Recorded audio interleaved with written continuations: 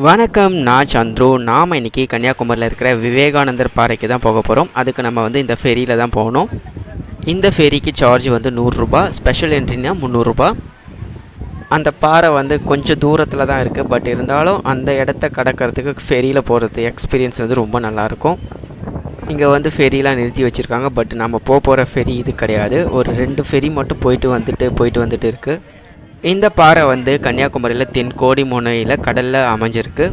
விவேகானந்தர் கன்னியாகுமரி வந்தபோது கடலில் இருக்கிற இந்த பாறைக்கு நீந்தி 3 நாட்கள் தங்கி தியானம் செஞ்சு ஞானம் பெற்றிருக்காரு. அவரோட நினைவாக 1972 இந்த விவேகானந்தர் நினைவு மண்டபம் கட்டப்பட்டிருக்கு. இது ஸ்ரீ பாத மண்டபம். இந்த மண்டபத்துக்குள்ளே பகவதி அம்மனோட பாதங்கள் இருக்குது. இது சன்ரைஸ் காலண்டர். சூரியன் எந்த நேரத்தில் எப்போ உதிக்கும் அப்படின்றத காட்டுறது.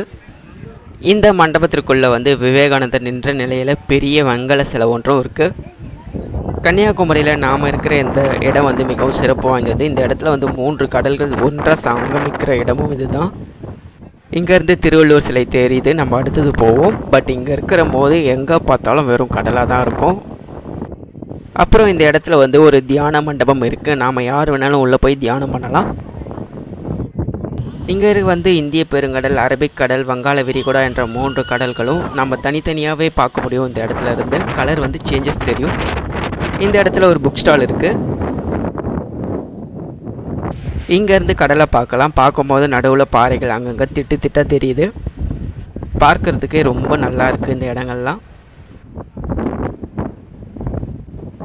டைம் காலையில் ஒரு 9:30 மணி தான். எவ்வளோ வெளிச்சமாக இருக்குது பாருங்கள். இங்கேருந்து வியூலாம் பார்க்குறதுக்கு ரொம்ப நல்லா இருக்குது. இந்த மண்டபம் ஒரு பெரிய பாறை மேலே கட்டி இருக்கிறது அழகாக தெரியுது. பாறையே நம்மளால் அழகாக பார்க்க முடியுது.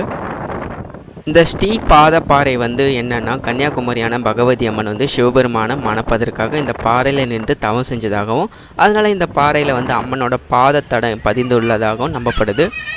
அந்த பாதத்தை நம்ம இந்த மண்டபத்தில் பார்க்கலாம். அடுத்ததாக நாம் பார்க்க போகிறது கண்ணாடி பாலம். இது விவேகானந்தர் பாறைக்கும் திருவள்ளுவர் சிலைக்கும் நடுவில் இருக்குது. இந்த கண்ணாடி பாலத்தில் நின்றுன்னு நம்ம கடலுக்கு அடியில் இருக்கிற அந்த அலைகள்லாம் அழகாக ரசிக்கலாம். இந்த கண்ணாடி பாலம் இப்போ தான் ரீசெண்டாக ஓப்பன் பண்ணாங்க. ஸோ இந்த விவேகானந்தர் பாறைக்கும் திருவள்ளுவர் சிலைக்கும் அழகாக போகலாம். இங்கேருந்து விவேகானந்தர் பாறை பார்க்குறதுக்கு ரொம்ப அழகாக இருக்குது, கண்ணாடி பாலத்தோடு சேர்த்து. இப்போது நாம் இருக்கிற இந்த திருவள்ளுவர் சிலை திருக்குறள் எழுதிய திருவள்ளுவருக்காக தமிழ்நாடு கவர்மெண்ட் கன்னியாகுமரி கடலுக்கு நடுவில் 30 அடி உயரமுள்ள ஒரு பாறை மீது 133 அடி உயர சிலை அமைக்கப்பட்டது. அதுதான் இது. சிலையில் அவர் கையில் ஒரு திருக்குறள் ஏடு வச்சுருக்காரு. அதன் நீளம் 10 அடி. இங்கேருந்து கடலை பார்க்குறதுக்கு ரொம்ப அழகாக இருக்குது. சிலைக்கு உள்ளே 130 அடி உயரம் வரைக்கும் வெற்றிடம் தான் இருக்குமா. சிலைக்கு கீழே உள்ளே இப்படி தான் இருக்குது, ஏறுற வழி இறங்குற வழியெல்லாம். சிலைக்கு உள்ளேயே நம்ம சுற்றி வரும்போது பார்த்தோன்னா சோற்றில் எங்கே பார்த்தாலும் திருக்குறள் தான் எழுதி வச்சுருக்காங்க. இந்த இடத்துல நம்ம அழகாக உட்காந்துட்டு திருக்குறளையும் படிக்கலாம்.